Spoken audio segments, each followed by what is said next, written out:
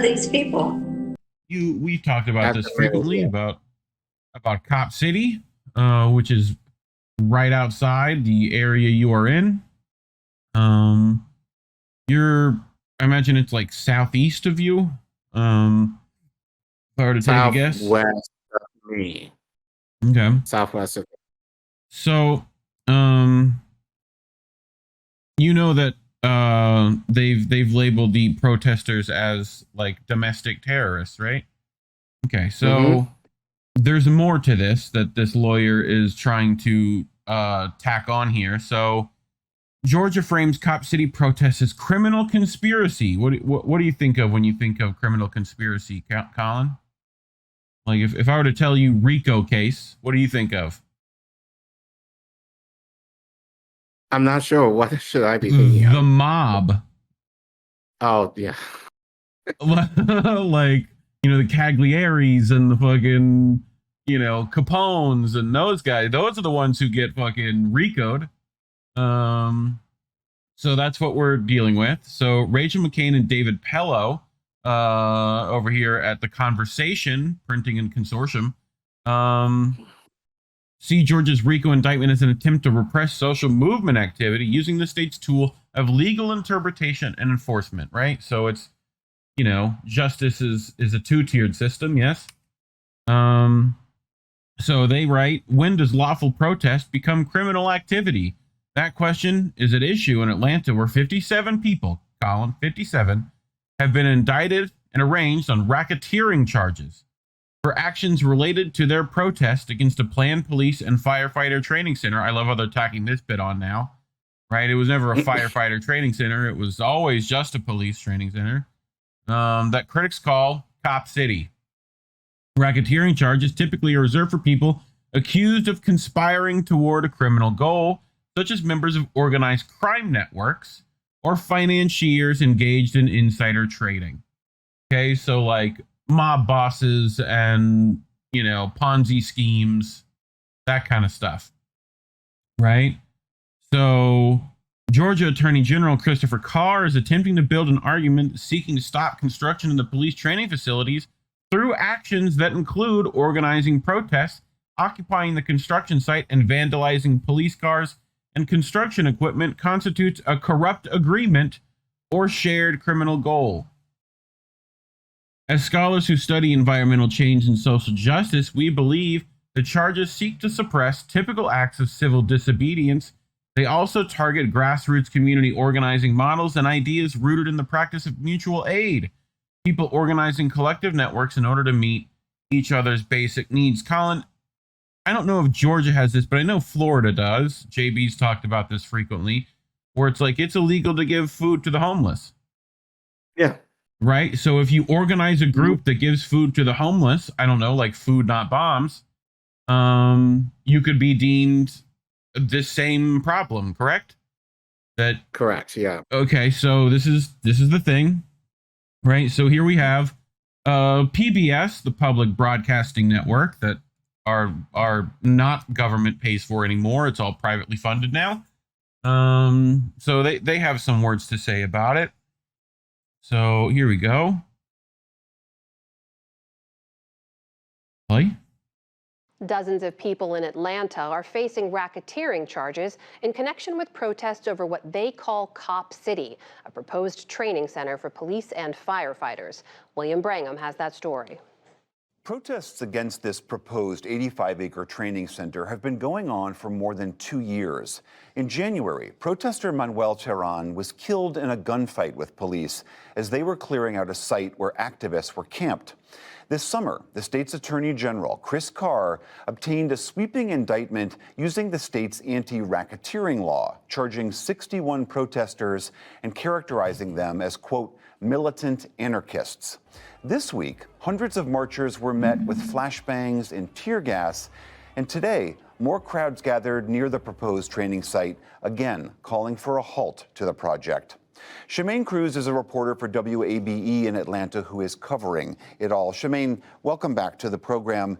These protests have been going on for quite a long time, and there's so many different groups involved. There's environmentalists, police abolitionists, faith leaders, indigenous tribes. Overall, what is it that they most object to about this facility? Yeah, like you said, there are a lot of layers to this, and people have been protesting this project for more than 2 years because it is an 85-acre facility that's estimated to cost about $90 million, and it's going in this area where it is surrounded by low-income, majority Black neighborhoods, and people say that it's going to disproportionately affect these people. I mean, a lot of people say they don't want to hear officers firing their guns and training in their backyards. And what do police and the city officials who approved this project say they need it for? Yeah, the mayor has said that this project is needed to have a well-trained police force and also firefighters, and that it's needed to improve their de-escalation training and to boost morale and be able to recruit more officers in this city. I mean, the siting of a police training facility is not normally the kind of thing that stirs such opposition. Do you have a sense as to why this has set off such a furor?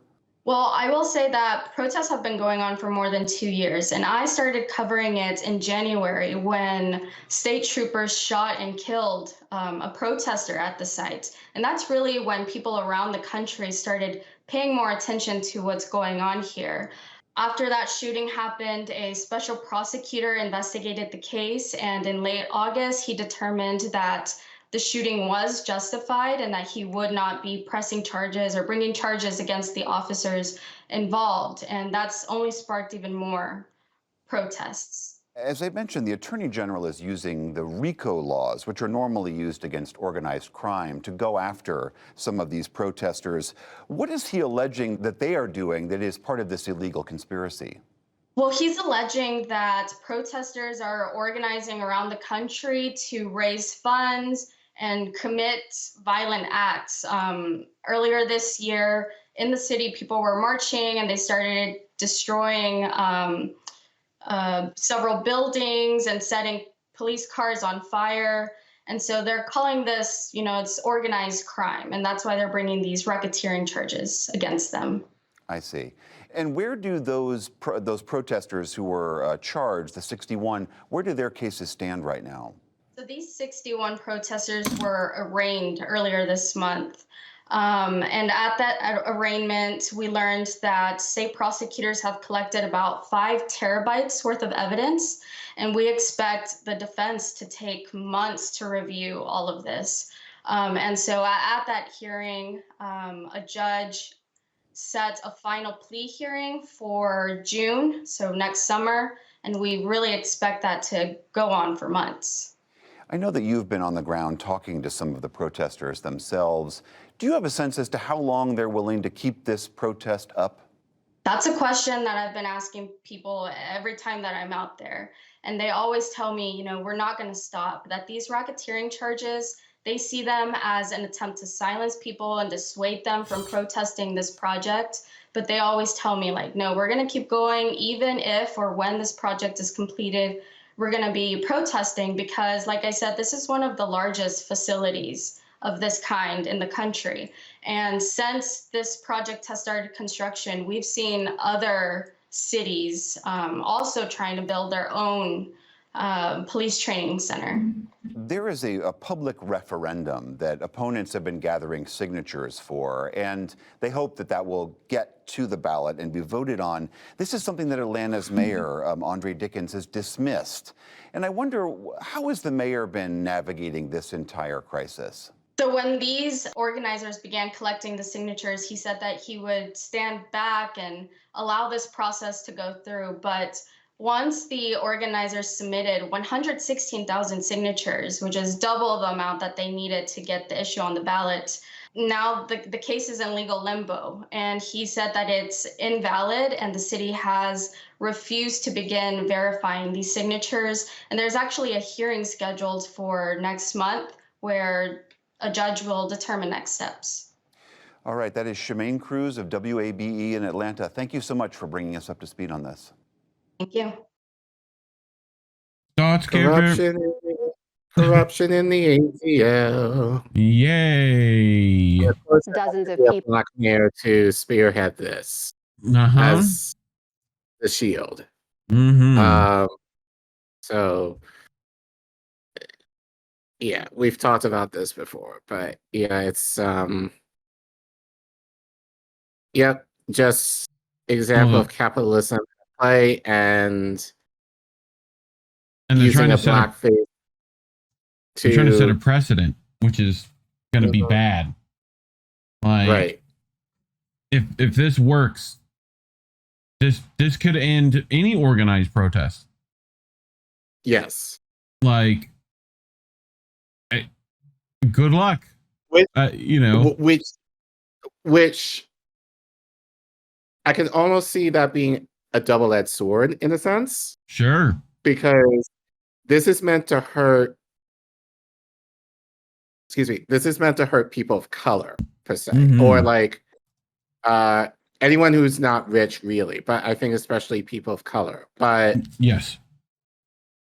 wait until something happens, like case in point with Israel, Mhm. that it will affect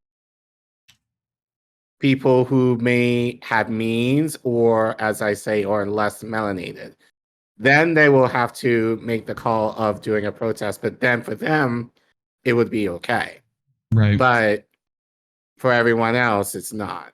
So yeah, it's just setting a double standard, and as you said, a very dangerous precedent in terms of the idea of the right to protest, the idea of free speech, which Mhm. we so casually kind of announced like that's a part of our American values, which it's not real. Well, it is for the rich. I'll say that, Especially but when we not can't RICO for act everyone else. a corrupt police force, for instance, to be organized crime or, you know, any of those things, right? This is bad. So if you don't know, Cop City, officially known as the Atlanta Public Safety Training Center, was first proposed in 2017. The facility is expected to cost $90 million and is located on 85 acres of public land in the Weelaunee Forest. Once home to the indigenous Muskogee Creek peoples, the site is owned by the city of Atlanta, but sits on unincorporated land in DeKalb County, just outside the city. The opposition campaign has garnered support from activists and environmentalists who are concerned about militarization of police forces and potential threats to the Black community, as well as the climate resilience in Atlanta. Members of Defend the Atlanta Forest, a decentralized movement of grassroots groups and individuals, argue that the threatened forest provides essential ecological services, filtering rainwater, preventing flooding, providing habitat for wildlife, and cooling the city in a time of climate change. Activists have led protest marches, written letters to elected officials, and organized a referendum for the public to decide the future of the property.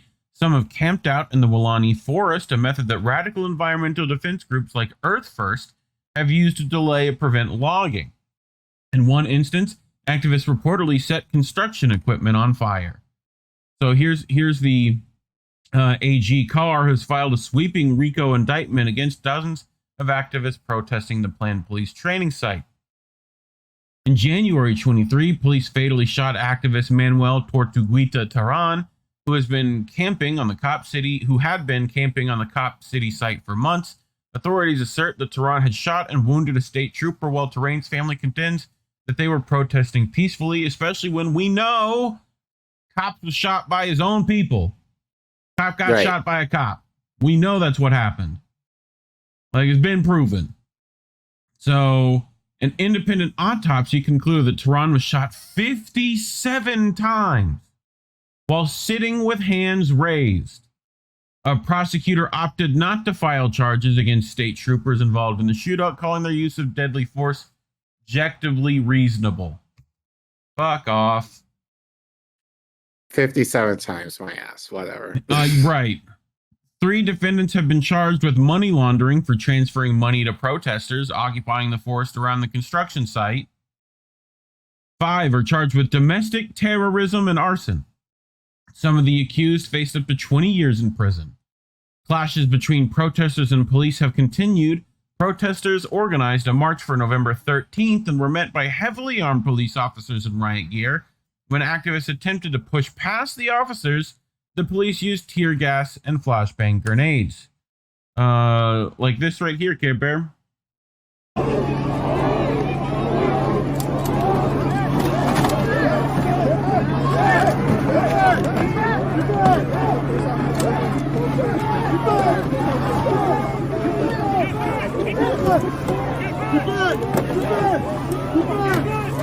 Doesn't sound like they're getting back, boys. Maybe you should get back.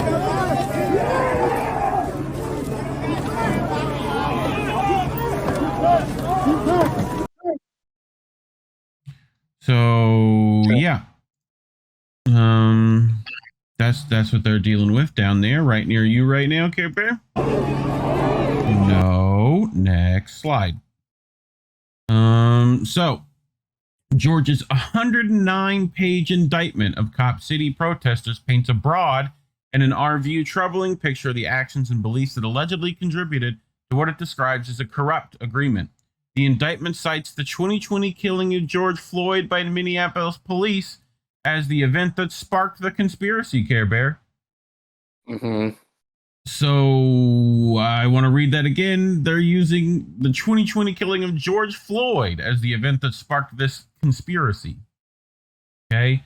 It refers to the Atlanta-based movement as the Defend the Atlanta Forest Enterprise and describes participants as engaging with anarchist ideas and practices such as collectivism, mutualism, mutual aid, and social solidarity. That's what they're saying they're practicing. That's what they're claiming. They're like, those are bad things. Those are anarchist in nature somehow. Like, okay. Hippies. Yes. Uh-huh. Except it doesn't sound like it. They sound like they want to help their fellow person. So at least they're not anarchists. They definitely sound a lot like hippies, but protesters use these practices, the indictment asserts, to advance their goal of stopping construction of the training center. Yes, that's kind of the goal, I do believe. Maybe listen to them. As evidence, it cites examples, including posting calls to action on online blogs, reimbursement for printed documents, and transferring money to activists for materials such as camping gear, food, communications and equipment, and in 2 instances, ammunition. Sure. Because the police would never buy their own ammunition to use. As we see it, these activists are being criminalized for their political beliefs and for engaging in activities protected by the First Amendment, such as exercising free speech. Throughout the indictment, the Georgia Attorney General uses the term anarchist, we believe, as a synonym for criminal. Such language echoes the Immigration Act of 1903, also known as the Anarchist Exclusion Act. The law targeted anarchists for exclusion from the U.S. solely based on their political beliefs. Section 2 of the law states that anarchists are persons who believe in or advocate the overthrow by force or violence of the government of the United States or of all governments or all forms of law shall be excluded from the admissions into the United States. So that's what they're going with. Mm-hmm. In terms of wanting to push back against the police. Okay. Yeah.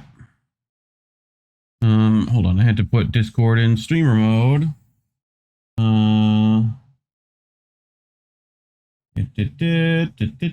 Streamer mode. Here we go.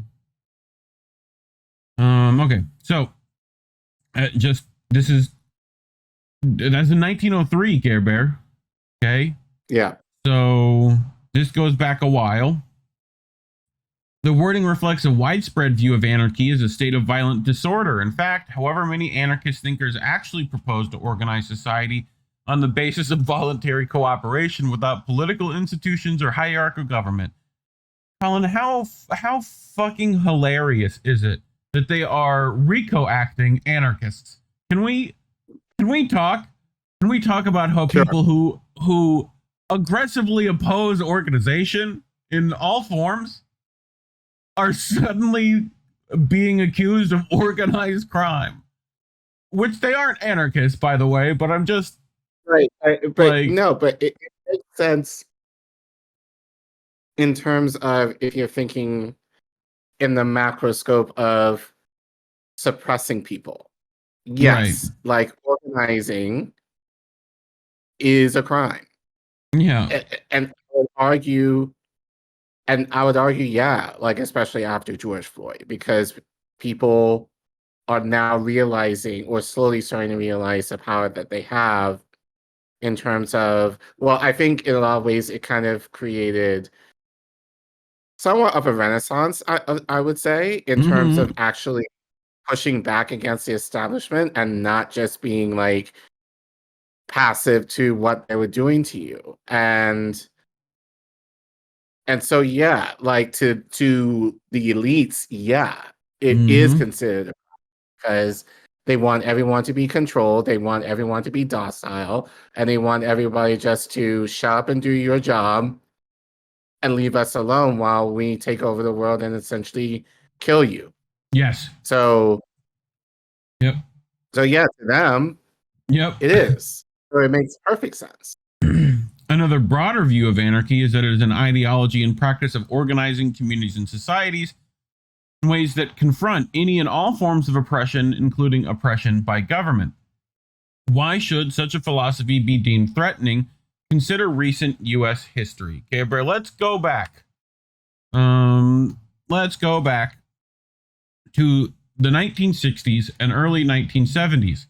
The federal government sought to repress and criminalize the Black Panther Party for self-defense as part of a covert and illegal counterintelligence program known as COINTELPRO. Yeah, so the Black Panther Party created extensive community survival and mutual aid programs for Black communities at a time of ongoing government neglect.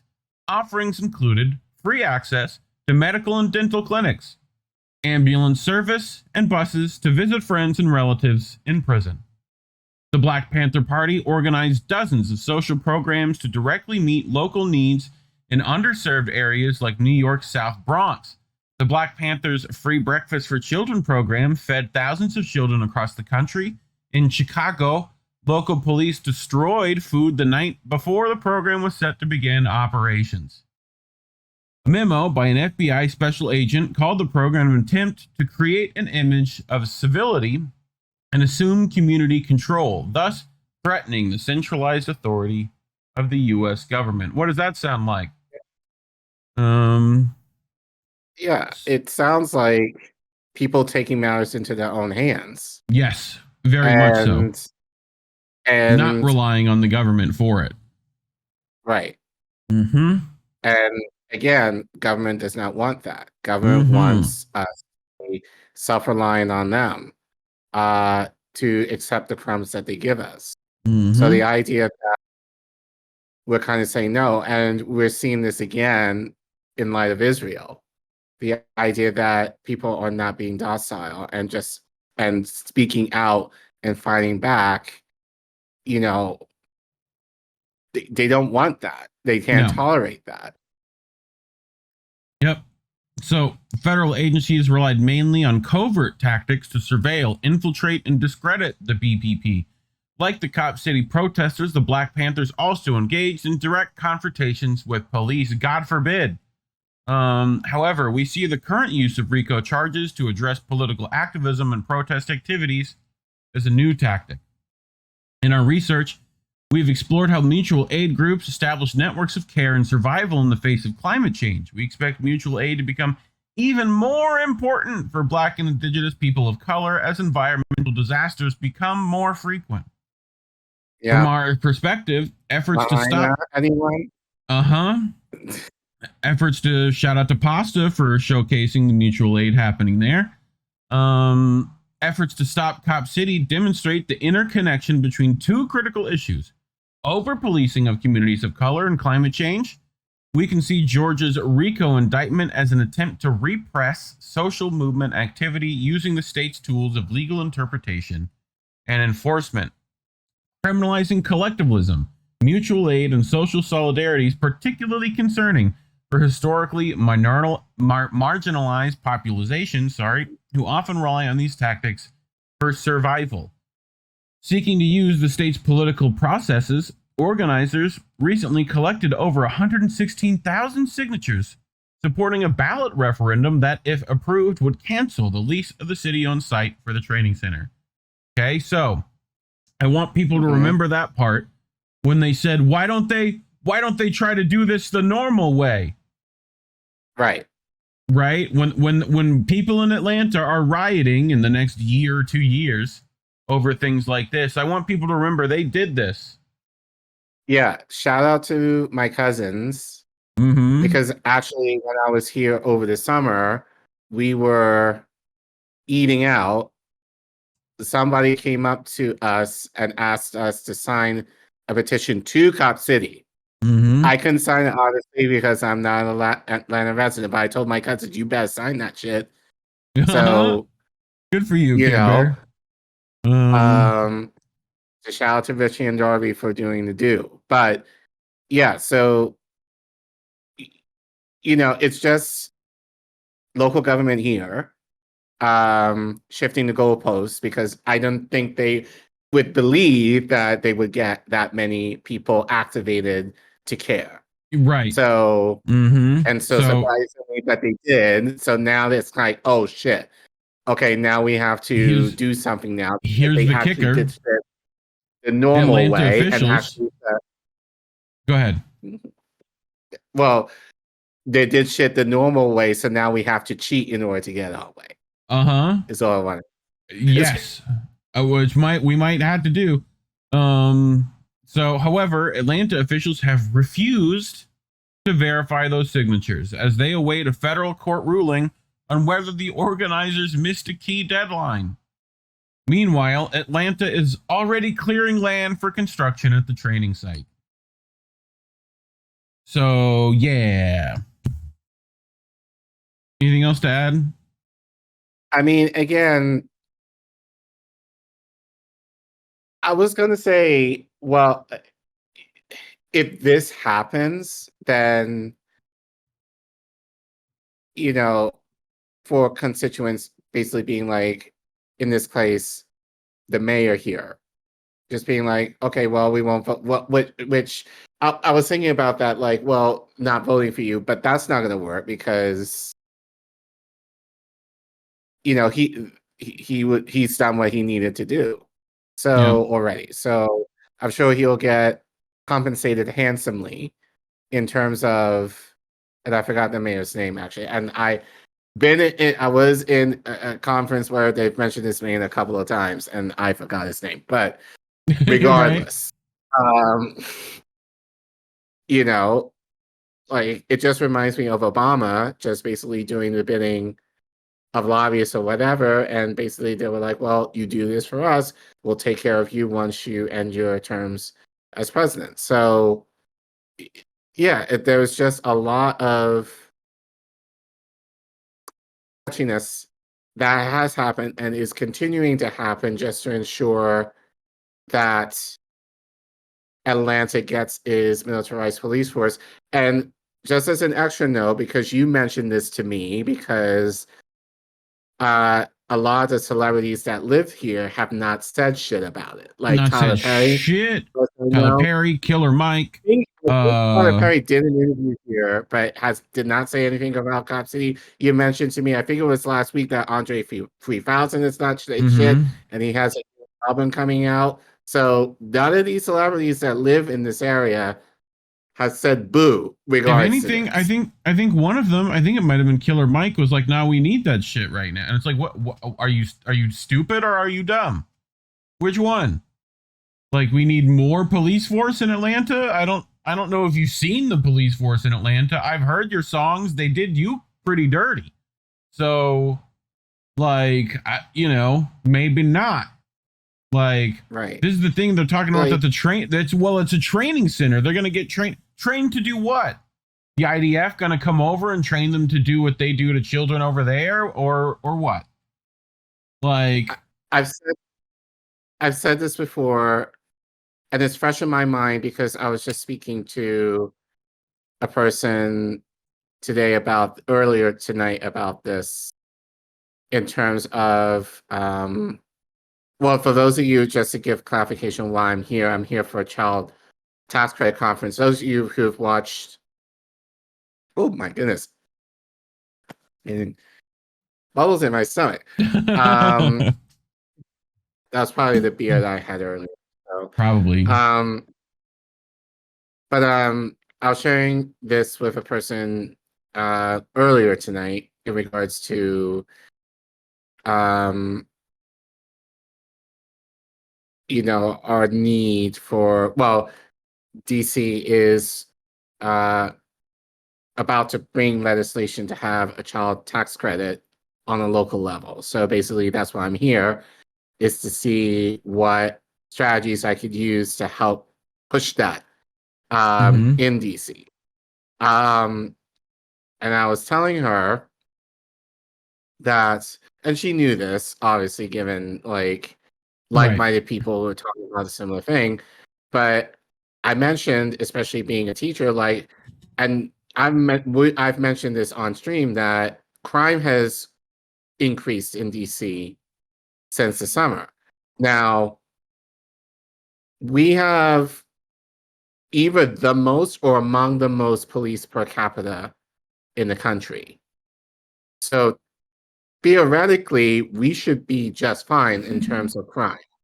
But crime has gone up, even with more police. Yeah. So it's like you're trying to solve the problem of, you've done this before, of adding cops, and crime hasn't worked, by adding more police.